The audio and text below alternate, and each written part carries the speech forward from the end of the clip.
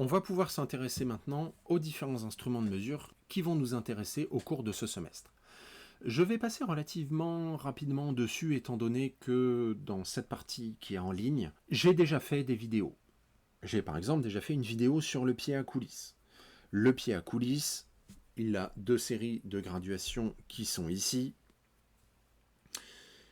On a ici ce qui s'appelle le vernier qui nous permet justement de mesurer à 2 centièmes de millimètre. Comment est-ce qu'on mesure? Le principe de lecture est sur la partie droite. Je vais regarder où est le zéro de mon vernier. Le zéro de mon vernier ici est entre 32 et 33 mm. Attention, nous on mesurera toujours en millimètres quand on donne une valeur. Là il y a marqué les chiffres de la règle donnent les centimètres, mais nous on utilise toujours les millimètres. Donc je suis entre 32 et 33 mm. Et pour savoir exactement où je suis, je vais chercher une graduation du vernier qui est ici, qui est alignée avec une graduation de l'autre règle. Je vais trouver que c'est la deuxième graduation après le 5. Je mesure à 0,02 mm, donc chaque graduation qui est ici fait 0,02 mm. Donc là, cette graduation-là sur le vernier, ça serait 0,54 mm. Le 5 qui est ici correspond à 0,5 mm, le 4 à 0,4 mm. Donc là, je suis à 0,54 mm. Je suis donc à 32 plus 0,5 plus 0,04, je suis à 32,54 mm. Pour le micromètre, alors là je vais prendre l'exemple d'un micromètre analogique, un bon vieux micromètre mécanique. Les micromètres numériques c'est de la triche, moi j'aime pas.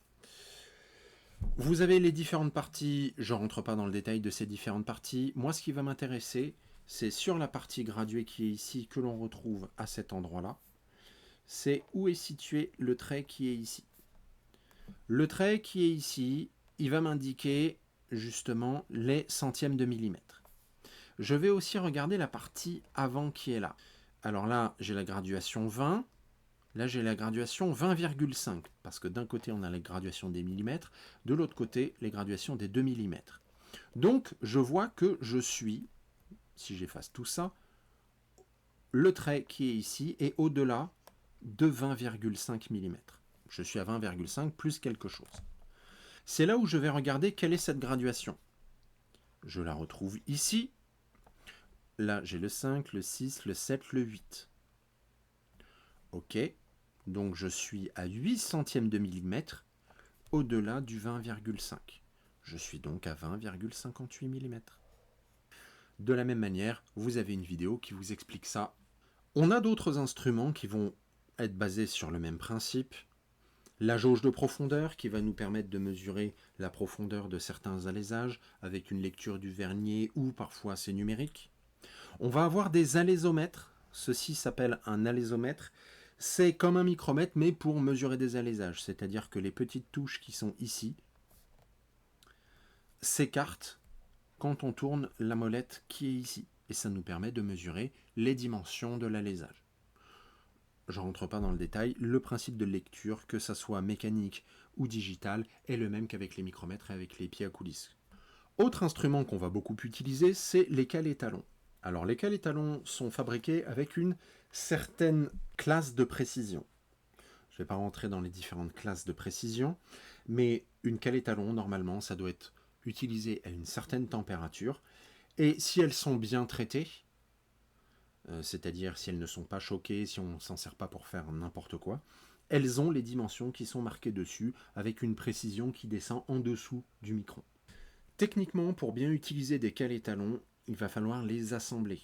Parce qu'on va prendre une cale de 10 mm, l'assembler avec une cale de 1,7 mm, ça nous fait un ensemble de 11,7 mm. Ça ne s'assemble pas n'importe comment, il faut que les surfaces des cales soient légèrement grasses. Donc normalement, on les huile légèrement sur un petit pad, puis on les sèche, il reste juste un tout petit film gras. Et ensuite, on va venir frotter, on va suivre la séquence qui est ici, on va venir frotter les deux cales ensemble et elles vont être maintenues. On va aussi beaucoup utiliser le comparateur. Le comparateur nous permet de mesurer des variations. très souvent, on utilisera des empilages de cales, par exemple ici un empilage de 34 mm, pour mettre notre comparateur à 0. Et ensuite, notre comparateur mesurera les écarts par rapport à ce 34 mm.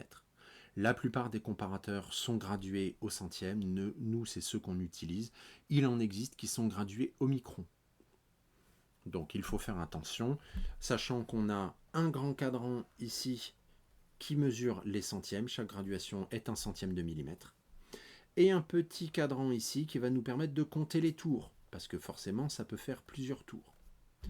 On peut régler le zéro du comparateur en général en faisant tourner le cadran. De la même manière, regardez les différentes vidéos qu'on a dans la partie 1, j'utilise à plusieurs reprises des comparateurs.